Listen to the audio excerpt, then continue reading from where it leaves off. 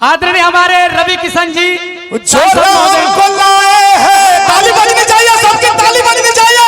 वही कृष्ण को लाएंगे, छोरा को लाए हैं, वही कृष्ण को लाएंगे, छोरा को लाए हैं, वही कृष्ण को लाएंगे।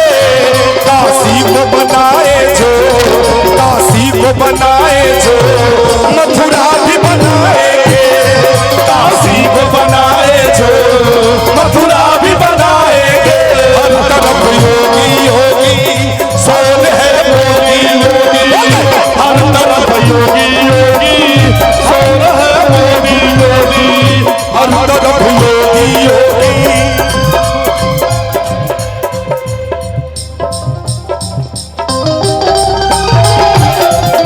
कृष्ण को लाएंगे, छोरा को लाएंगे, वही कृष्ण को लाएंगे।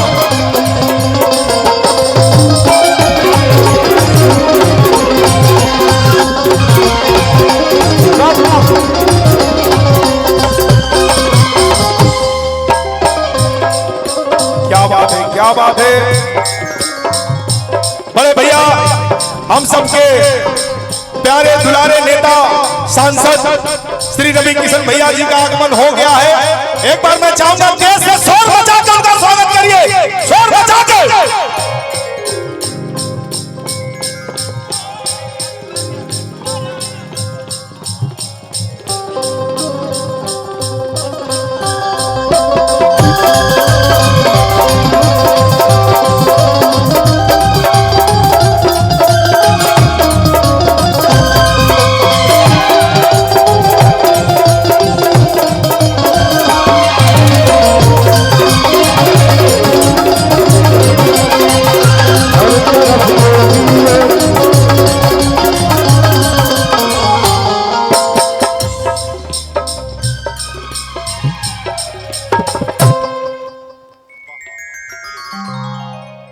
अब महादेव आ गई। इन नगरा के धरती जहां पर आज 151 शुभ कार्य का लोकार्पण भइल बा, एगो ऐसन व्यक्ति भैया हो जो हमको यहां बुलाए हैं, जिन्होंने बड़ा प्रयास किया 151 कार्यों के शिलान्यास लोकार्पण के लिए।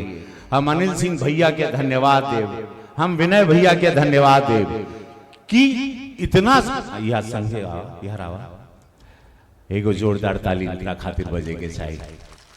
ये कहलन हम कहे हम इनके खातिर हम दिल्ली रहे, दिल्ली से आए, बोले भैया हम हेलीकॉप्टर दे, लेकिन आए के बाद नगरा धरती के धरती पूरा देखे चाहता। हमार नाम रखा भैया कहें कि हम एजा सेवा करब और सेवा करे खातिर फैक्ट्री लगाई, रोजगार देव, और ये रोजगार देव का गारंटी बांध कर कहें कि हमनी सब इनके बहुत साल से जानीला। बढ़िया आदमी कथनी करनी में कोनो अंतर नहीं। जैसे हमारे यशस्वी प्रधानमंत्री मोदी जी, पूज्य योगी महाराज, यहां पर अब चुनाव हुई भैया हो, सब लोग युवा लोग हैं, कितने लोग पहली बार वोट करेंगे, बाबा लोग हैं, माई बहन सब लोगन के गोर छूट के प्रणाम। ये अद्भुत धरती बाई बलिया का एगो आक्रामक धरती है। जैसे हमारे अभी अध्यक्ष जी ने बहुत बढ़िया अंग्रेजी में भी समझाया। ये धरती बा मंगल पांडे जी का, ये धरती बा चित्तू पांडे जी का, ये धरती बा भोजपुरिया लोगन के, हमार माटी के लोग एजाबाड़न। मेरी फिल्में यहां सिल्वर जुबली होती हैं। आज यहां पर मेरे साथ का मेरा बच्चा था, वो बढ़ गया आज बहुत, उसको हम सूर संग्राम में बढ़ाए। मोहन राठौड़ यहां खड़ा है। अनुपमा यादव को हम अक्सर सुनते थे, आज उनके पहली बार उनसे मुलाकात भई। बाहर दोनों का बढ़िया।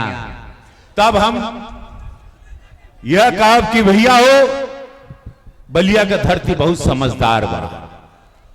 जब हमरा के जा लिए ना ई धरती पे, नगरा का धरती पहली बार हमके देख ले, तो जो व्यक्ति यहां लाया है उनकी सोच क्या होगी। जो व्यक्ति यहां लाया है जो पूज्य महाराज जी के सोच के साथ है, यशस्वी प्रधानमंत्री जी के सोच के साथ है। जैसे हमारे पूज्य महाराज जी ईमानदारी के साथ पूरे उत्तर प्रदेश के संभालन, कानून व्यवस्था से लेके हर जगह चारों ओर चौमुखी विकास होता। हमारे माई बहन बच्चा लोग, किसान लोग, हर लोगन के हुआ आयुष्मान योजना बा, किसान के खाता में पैसा बा, बेटी लोगन खातिर हर जिला में मेडिकल, गोरखपुर में एम्स, अनगिनत कार्य कबो ना भइल 2017 के पहले। ये ऐसा सरकार बा जहां हमके आशीर्वाद मिलल गोरखपुर के धरती से, पूज्य महाराज जी के आशीर्वाद, यशस्वी प्रधानमंत्री जी के आशीर्वाद से हम ओजा का सांसद बने हो। आज ओजा फिल्म का शूटिंग होता, रोज आज रोजगार मिलता, एगो अपन शूटिंग का धंधा जो हम करत रहे, जैसे हमारे देश में विश्व में पहचान बा, वो रोजगार का कार्यवाह शुरू हो गई। 85 फिल्म का शूटिंग जब से हम सांसद बना ले ओजा हो गई। एगो नया रोजगार यह करिहन हमरे विनय भैया, यह करिहन अनिल सिंह जी, और यही सोच के साथ हम लोग सब यहाँ जुटे हैं। ये जुटान भइल बा। अब हम ढेर नहीं बोलब, काहे कि अब जाके उतरब, जैसे वह शूटिंग बाटे शूटिंगो करब, और माननीय सांसद जी के जाए के बा मद्रास, अध्यक्ष जी के भी अपन कार्य बा, सब लोगन बहुत बिजी बाड़न। तो अब ऊ खेला शुरू कर जाए जो खेला खातिर सब लोग इंतजार थे। तो कहे कि भैया हो, जब कहल जाला दोनों हाथ सब लोगन का उठे के चाहे पूरा आखिरी तक, जितना छत से लोग यहाँ बैठा है वहां बैठा है, कुल मुड़िया मुड़ी लौकता, दोनों हाथ उठा ला सब लोग, बोले नमः पार्वती पते हारा हारा महादेव। मोहन बाबू खड़ा हो जा, ढोल वाले तैयार हो जाओ। मोहन और अनुपमा हम चाहेंगे आप यहाँ मंच पर आ जाओ। हम वहां हैं कि हम यहाँ हैं?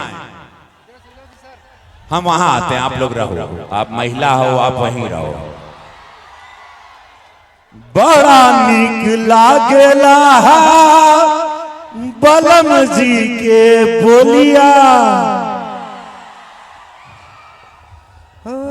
ये सुर लगाइए जल्दी लगाइए। हेलो हेलो ओ जैसन सोचले रहन, हेलो, इसको बढ़ाइएगा। वैसन धनिया मोर बाड़ी, किस्सा बन न गोर बाड़ी हो जैसन सोचले इस सिनेमा रहे। मोहन एकदम छोटा था और दुबला पतला था। जब हमारे साथ हम उसमें एंकर थे, जज थे या एंकर थे, और मोहन और मनोहर सिंह, ये दोनों लोग रहला। और अनुपमा वो समय ऐसा था कि हम क्या बताएं। और मोहन के जौन नाभि से मोहन जो छोड़ता था गाना, और आल्हा से लेके बिरहा से लेके, हम तभी सोच लिए कि बहुत बड़ा सितारा बनेगा। अनुपमा जी के तो हम हमेशा सुनत रहनी, इनकर आवाज में बहुत ऊंचाई, जैसे हमारे कल्पना जी के बाद। और भोजपुरिया माटी बाटे 151 विकास कार्यों का शिलान्यास लोकार्पण भइल बा। अनिल सिंह भैया, विनय सिंह भैया के धन्यवाद। हमरे क्षेत्रीय अध्यक्ष जी ना, हमरे कमलेश पासवान जी, रविंद्र कुशवाहा जी, प्रदीप शुक्ला जी अहिना, और तमाम जिला अध्यक्ष और भारतीय जनता पार्टी के जितने योद्धा यहाँ बैठे हैं, जितने योद्धा यहाँ बैठल बाड़न, और भारतीय जनता पार्टी की विचारधारा के लोग, जो प्रभु राम की विचारधारा के लोग हैं, संस्कृति संस्कार को लेकर चलने वाले लोग हैं। यशस्वी प्रधानमंत्री मोदी जी के कारण, पूज्य महाराज जी के कारण जीवित हमनी लोगन के प्रभु राम के मंदिर देखे के मिली हो। बाबा विश्वनाथ के कॉरिडोर बनता, वो जो उज्जैन में महाकाल बन गई। ऐसा समय, ऐसा युग जरा के कहल जाला कि भैया हो राम राज कब आई। हमरे बाबू पूछल चल गई ना कि भैया हो राम राज कब आई,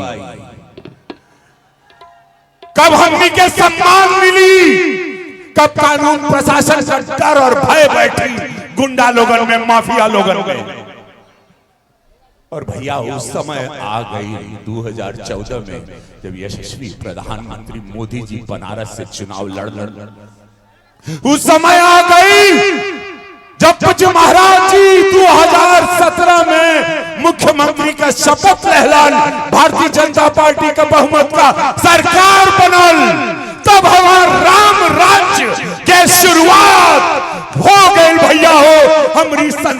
संस्कार हमारे माई बहन बेटी बच्चा किसान गरीब गुरबा पिछड़ा अगड़ा सब लोगन के इज्जत का संरक्षण करे वाला लोग आ गए ना, निस्वार्थ त्यागी मोदी जी और पूज्य योगी जी। क्या आज हम अपने दर्शक लोगन के ये माई बहन बच्चा लोगन को जो जिन लोगों ने मुझे एक गरीब लड़के को, एक ब्राह्मण गरीब लड़के को सुपरस्टार बनाया, सांसद बनाया, आज मैं उन लोगों को समक्ष देख पा रहा हूं। धन्यवाद, क्योंकि बहुत कम मौका मिला कि हम पर्दा से बाहर आके केहू के मिली, हम बाहर आए। गोरखपुर आई तो हर पैबा कहें कि आजकल वहीं शूटिंग करता हूं, वहीं रहता हूं, लेकिन नगरा में बलिया में ऐसा बहुत कम होता है कि हम आ पाए।